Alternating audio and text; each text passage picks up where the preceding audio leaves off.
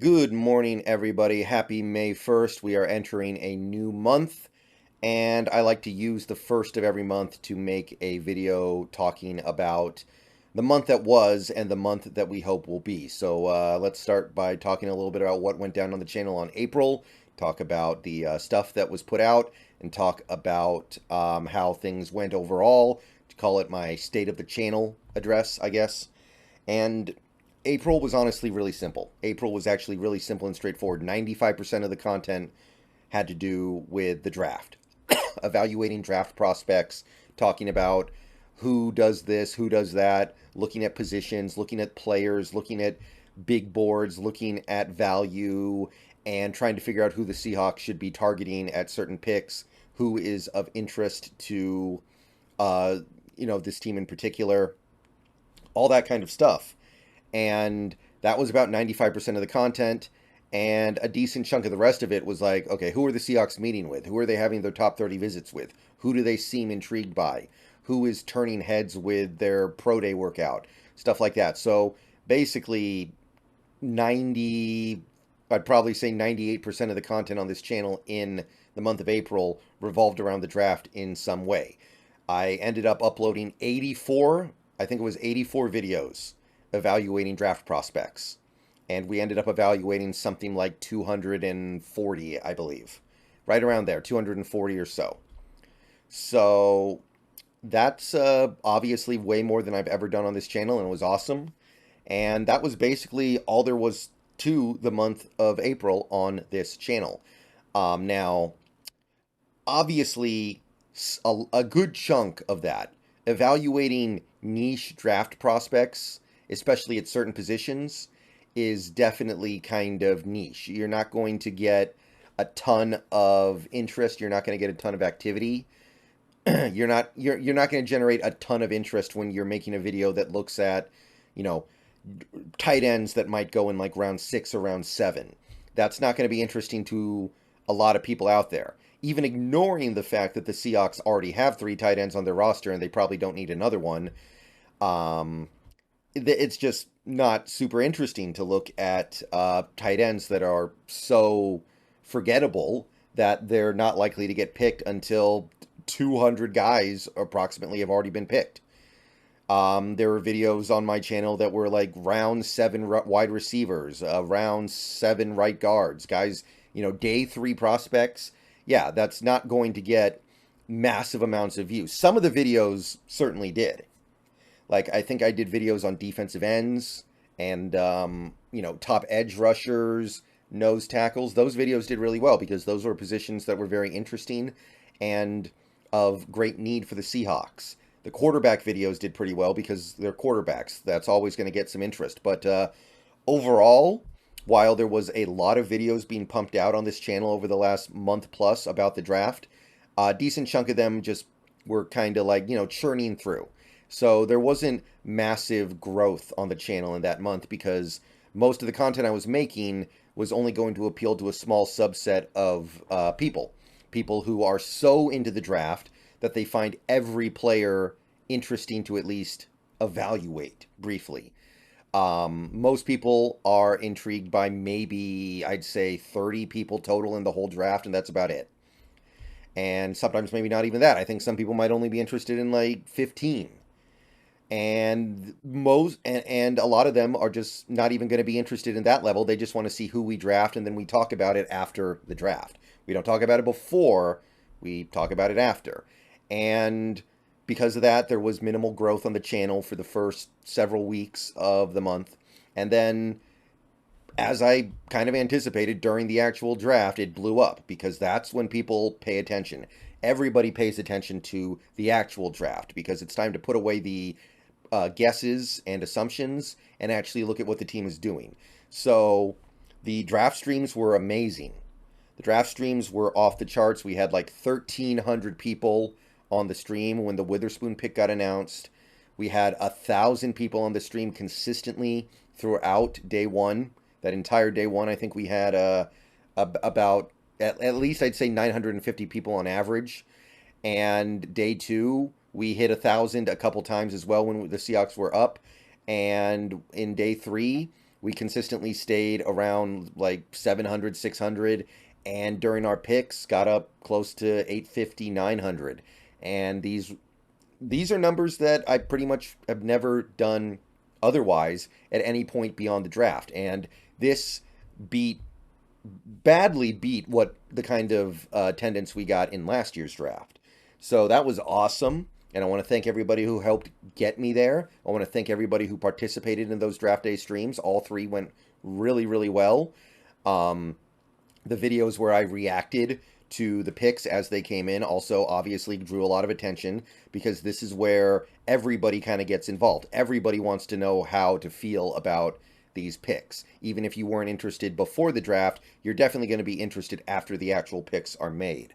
So at that point, yeah, we piled on a lot of subscribers. In fact, as of the month turning over from April to May, we got up to over 13,300. So there was so little subscriber growth during the weeks leading into the draft that was most of the growth of the month actually took place over the last 4 days, the actual days of the draft, plus post-draft evaluations, immediate post-draft evaluations. Like it was literally like, yeah, I picked up maybe like 50 over the course of those 4 weeks, and then 250 in the last 4 days of the month, like that. So awesome stuff. A lot of people really liked what the team did, and even the people who didn't care for some of the decisions that we made, even some of the people who didn't really like our draft, they were definitely intrigued by it. They were definitely interested by it. And I think a lot of people were kind of talked into it. They realized that, hey, this isn't exactly what I had in mind, but it's good. It works. And that was awesome for the channel. So thank you to everybody who watched the videos. Thank you to everybody who participated in the streams. It was a really fun month. And while I put a ton of time into making all those draft analysis videos, I don't regret it at all, because it helped me prepare for the actual streams. And I think it helped get a lot of people prepped for what the team might do and what the team should do, and gave people a nice foundation to work from on the actual draft day. So that was basically all there is to say. I mean, the month was kind of just going along, and then we actually got to draft day, and things blew up. I got the most viewers I ever have on a live stream. I got videos that are, just absolutely crushing it. So it's awesome. So thank you to everybody who made that happen. There were a couple Mariners videos, and there was one last night, Kraken video, and 1 or 2 videos about other stuff, but that was basically all there was to it. So yeah, in May is when things really start to slow down. Like, there's a lot to do in the February, March, April months. May, basically, the first half of May, I'm going to start really deep diving into the players the Seahawks picked and try to figure out everything there is to know about them, and try to figure out exactly what they are and how they can help and where they fit and what they can do, etc., etc. So there's going to be a series of videos over the next couple weeks where I really just dive really, really deeply into these rookies and try to say everything about them that needs to be said all the way down. So that's going to be what happens over the next couple of weeks. And then at that point, I think rookie minicamp starts, and that's about it. So this first couple of weeks post-draft is going to be okay. But things are definitely going to slow down in the second half of May. I'll say some things about rookie minicamp, but odds are good there won't be a ton to say. And then at that point, it's probably going to go to the occasional video whenever we get news. Hopefully I can keep it up to like 1 video a day, but more than likely there are going to be days where there's just nothing to talk about. And yeah, that's really all I can say. I'll continue to make the occasional Mariners video. If the Kraken keep going, I'll keep making videos about them, I guess. But yeah, I'm not going to have a lot to say about rookie minicamp, and we're mostly going to be waiting for the OTAs and training camp to start, stuff like that. So hope everyone's ready for that. I will say, in order to mix things up and keep the channel active, I might start incorporating a couple of more casual things on the channel. Like I might do some live streams of NBA playoff games, watch-alongs. Might do some tier maker streams. People really like the tier maker streams. I might do a couple of those on YouTube, and that might keep things moving on the channel during the slow period of the off season that is coming up. But I'll announce plans about that in the near future. On Twitch, I'm wondering about my future on Twitch, honestly. I'm wondering a little bit about my future on Twitch. It seems like the platform is going through some bad things right now. The platform is losing viewers, it's losing growth, and I'm wondering if, Twitch has been the premier site to stream for a long time now. I'm wondering if that might be about to change, but I don't know if that change is going to be a long-term thing. It might just be a very short-term thing. YouTube is becoming a better place for streaming than it's ever been before. They still have a ways to go, but Twitch is starting to get caught up with by YouTube, and there's also Kick. Kick is also out there, so I am wondering. The Twitch streams in general have been kind of stagnant lately. I feel like I played a couple new releases this month. I started the Elden Ring run, and it's still just kind of the same. The same group of people generally show up. Handful of people show up to every stream. So I am still going to do Tears of the Kingdom, which comes out in like less than 2 weeks. I've already pre-ordered it. I'm going to get it. I'm going to play it at launch. Hopefully I'll be starting it the day before at like 9:30 p.m. But it just, I don't know. The Twitch platform seems like it's not headed in a very good place right now.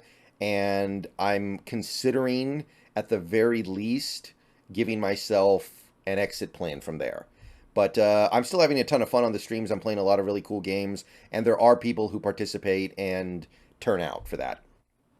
Okay, that's really about it. So there was a good month. And May promises to slow things down a little bit. But we're also going to keep on cranking what needs to be cranked. All right, I will see you guys soon. Go Hawks. And that's your state of the channel for April and the upcoming month of May.